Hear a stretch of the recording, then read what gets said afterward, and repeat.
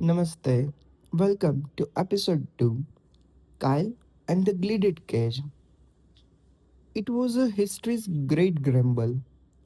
For 290,000 years, Kael moved with the seasons. He owned nothing, so he owned nothing. But 10,000 years ago, a shift happened. The weather stabilized, the game became a scarce, and the Kyle found a plant that changed everything. That plant is a wheat.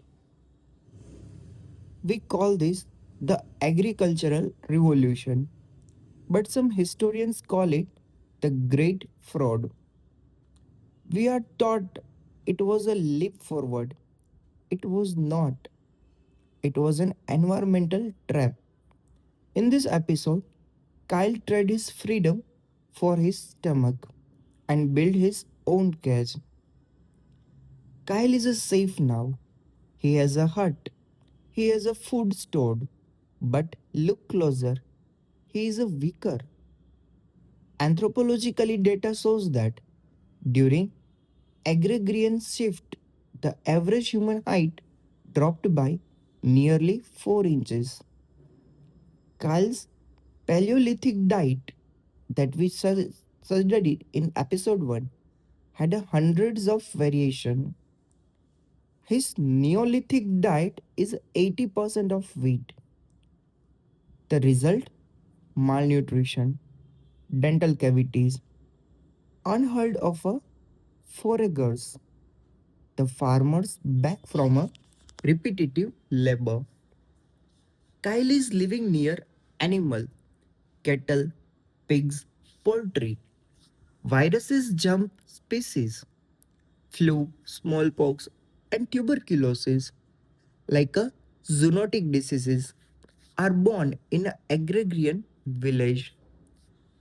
Kyle's mind has changed. He no longer lives in the immediate return environment.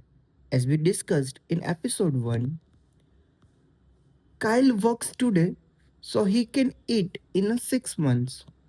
This delay in the birth of a anxiety. Kyle is now haunted by the concept of the future. What if it doesn't rain? What if locusts come? What if a rival village steals the grain? The silence of his mind is replaced by the background noises of a worry. He has traded a presence of planning. How did Kyle lose his egalitarian paradise? It all starts with a surplus.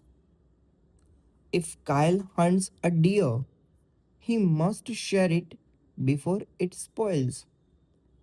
Grains, however, can be stored.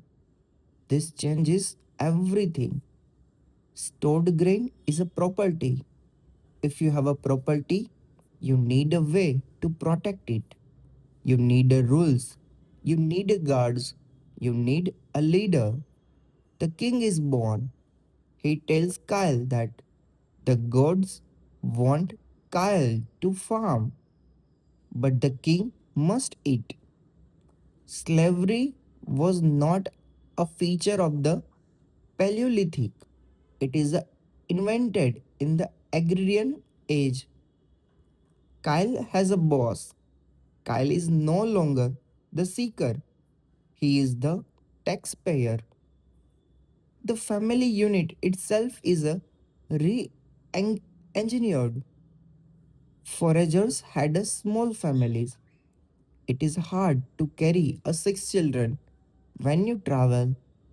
Farmers need labor, more hand, more food, more storage, more taxpayer.